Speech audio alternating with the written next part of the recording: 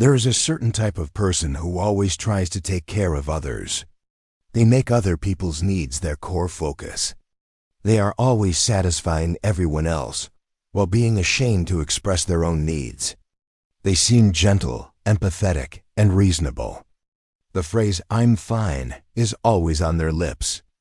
But what you don't know is that their gentleness is actually a mask. Their sensibleness was forced upon them. In psychology, they are the typical people pleaser. Buried deep in their heart is a root belief. If I am good enough, people won't leave me. Do you often feel this way? In a crowd, you look out for everyone's feelings but ignore your own. When someone asks you to do something, even if you don't want to, you can't refuse. Sometimes, even when you are aggrieved enough to cry, you smile and say, "It's okay, I don't mind." You are always walking on eggshells, reading the room. You are terrified that someone might be unhappy because of you. Your first reaction is always to understand and tolerate others. Yet you never truly listen to your own inner voice. This isn't because you are weak. It's because you are too afraid of being disliked and too desperate to be accepted. Psychology tells us that people-pleasing is not kindness. It is fear. Psychologist Holland points out that the core of a people-pleaser is a condition, conditional self-worth. This means they believe they only have value when they are liked or needed.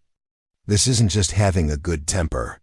It is a survival strategy that trades self-sacrifice for a sense of safety. This often stems from childhood. They were told to be sensible and obedient. They were praised for being the good kid. Whenever they expressed negative emotions, they were criticized, ignored, or punished. Over time, they learned one lesson: I only deserve love if I perform well. So as adults, they dare not express anger. They dare not make demands. They habitually apologize. They don't say no not because they don't want to, but because they dare not. Let's look at the 3 typical types of people pleasers. First is cognitive people pleasing. These people pursue perfectionism. If something isn't done well, they blame themselves heavily. They self-digest all unhappiness rather than talking to others. They believe, if someone else is unhappy, I must have done something wrong. They think they must be flawless to be worthy of love.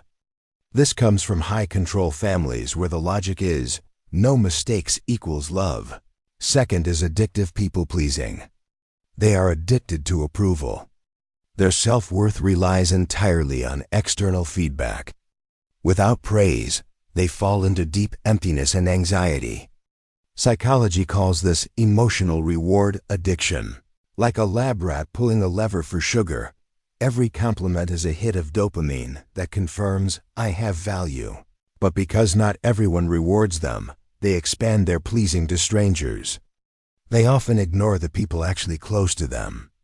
Third is avoidant people-pleasing. They avoid conflict at all costs. They hide their true feelings because their brain thinks, I can't let anyone get upset, or I will be punished. They aren't trying to be liked. They are terrified of being rejected or abandoned. Even in intimate relationships, they won't express dissatisfaction. This is a trauma response often caused by emotional violence, shame-based parenting, or neglect. The greatest tragedy of the people-pleaser is this: you are always taking care of others, but no one is taking care of you. The more harmless you are, the more you are ignored. You think compromising will earn you respect, but it only earns you entitlement.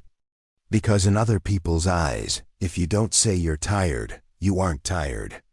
If you don't refuse, you must be willing. But only you know that every forced smile and every swallowed grievance is pushing you further into the abyss. So how do we break free? Here are 4 practical suggestions. First, stop evaluating yourself with I should. You should not have to care for everyone's emotions. You don't have to satisfy everyone. Every time you say, I should perform well, you are putting on shackles. Change I must to I choose. Change I can't refuse to I can consider it. Second, practice saying no gently. You don't need to be aggressive immediately. Start by delaying your response.